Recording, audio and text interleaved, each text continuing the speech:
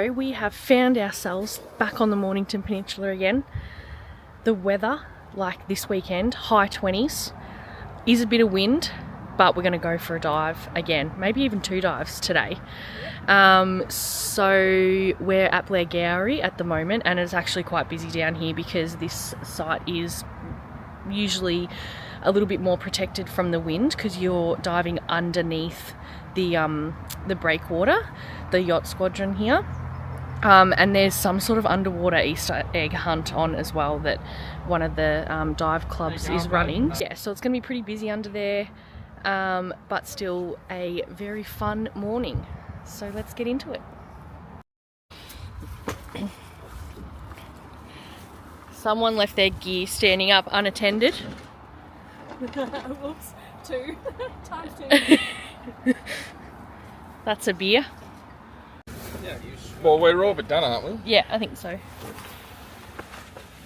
Oh, Jimmy, you've never looked so good. The shoulders. The shoulders. Is that wavelength? I haven't seen that. I used to have a wavelength. This is an old wetsuit. Yeah, I was gonna say, man. No, that's... The neoprene's ripped in there. I've got no shouldering anymore.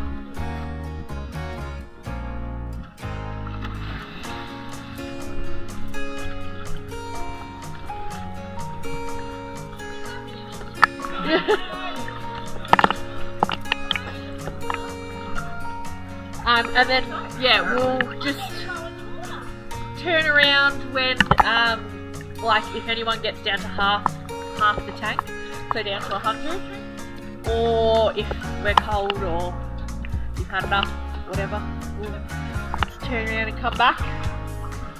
Everyone good? Alright. It's pretty shallow here, like my fins are touching the bottom, so...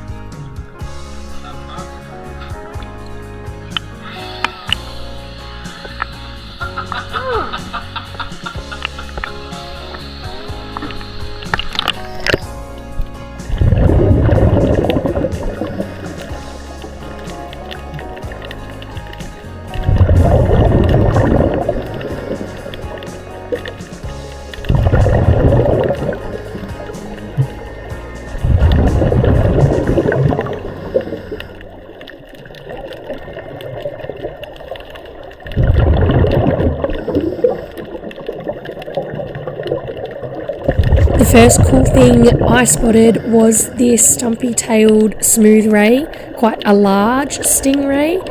He was missing his tail and barb, and he just scooted around the edge of us, and that's about as far as visibility was under the jetty here, around 2 to 3 metres, I think.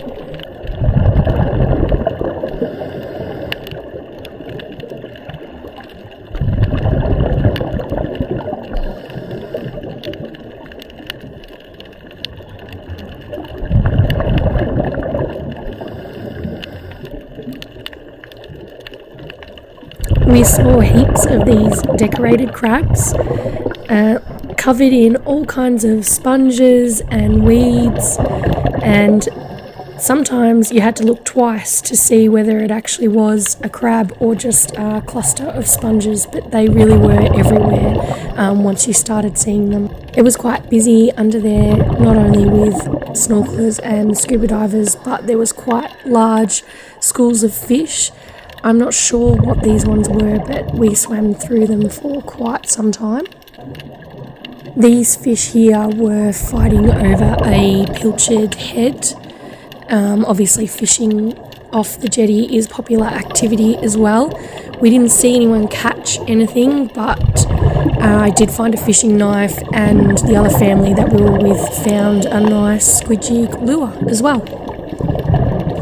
This dive is basically just swimming inside the breakwater. There is a little bit of growth on the outside as well, but being a northerly wind today, you could feel a little bit of surge and swell on the outside of the breakwater, so we just did our dive pretty much under the jetty, and that's what you're seeing mostly here between the pylons and the breakwater.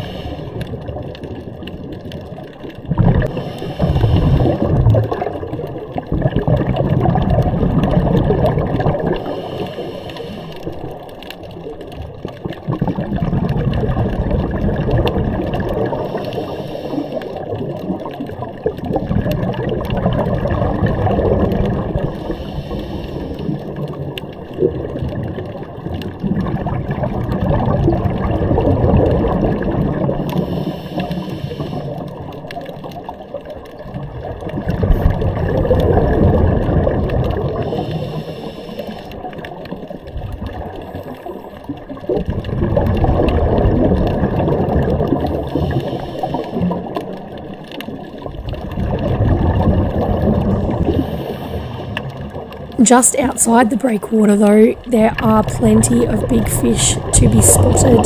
I saw a decent sized snapper out there and pointed it out to Jimmy, but he decided to chase these zebrafish instead.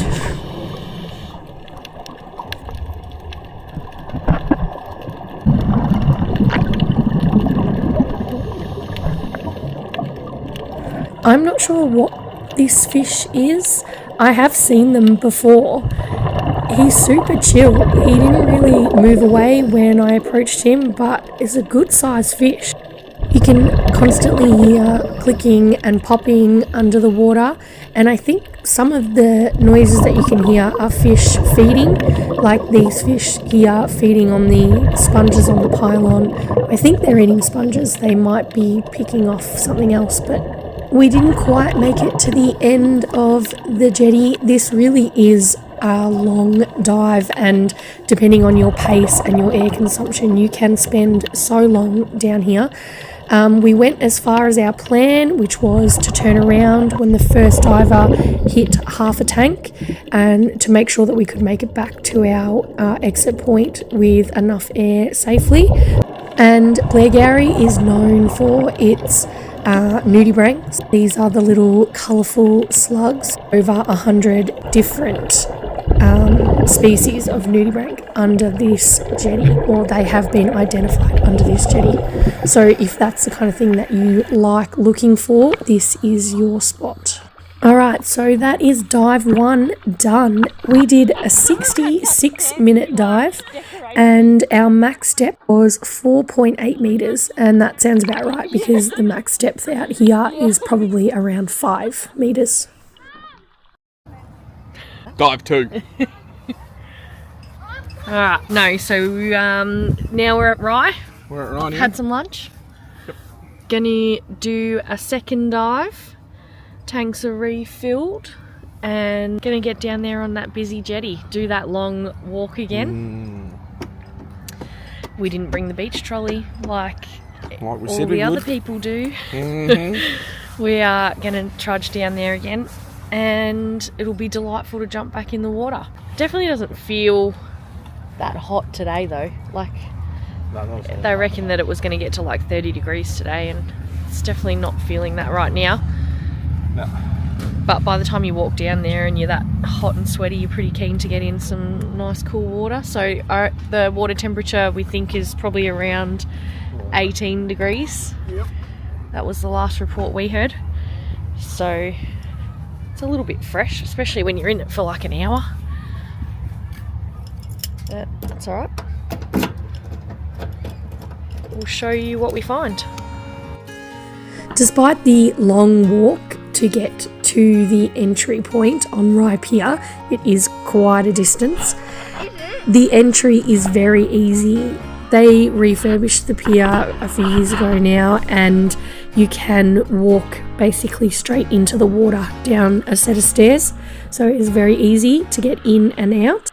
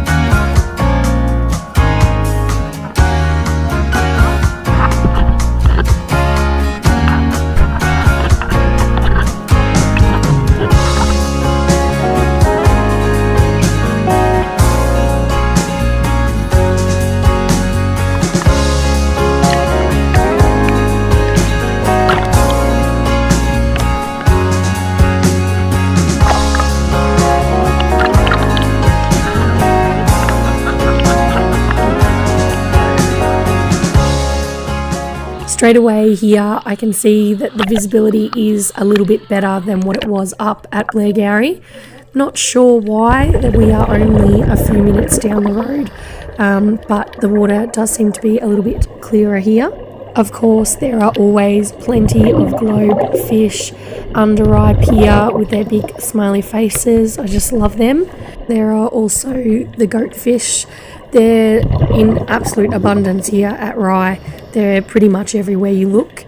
And some of them have these really beautiful iridescent blue markings on them. They're always fun fish to photograph or to video. And I'm absolutely stoked that we caught this big smooth ray on video. Apparently Jimmy had already seen him 2 or 3 times scoot past, but it's just like one of those things, if you're not looking you miss it. And he did another pass by us, and they are just so magical. I love them, and last time we were here we didn't see any, so this was awesome. These mosaic leather jackets, they can get quite large and they come in different colours as well. They are probably one of the prettier fish that you can find here under Rye Pier. Always plenty of seahorses if you know where to look, usually around the bottom of the pylons. And was sort of, we caught him free swimming, which was cool, and that was a good shot with Jimmy on the other side of the pylon.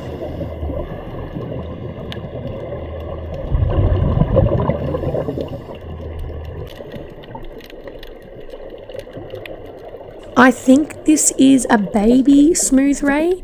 It looks exactly like the big ones, but it's just itty bitty and it's really, really cute. And lastly, what so many fishermen come here for, the calamari. We did see quite a few of these small squid, and they are just always there lurking in the peripherals.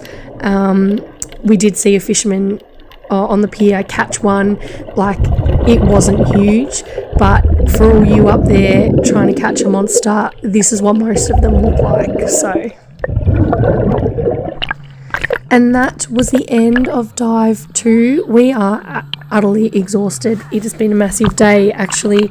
We spent 45 minutes under Rye Pier, a little bit shorter, but it is a shorter pier to dive, and our max depth here was a little bit shallower, probably around 4.5 meters. And that is it. We are headed home now.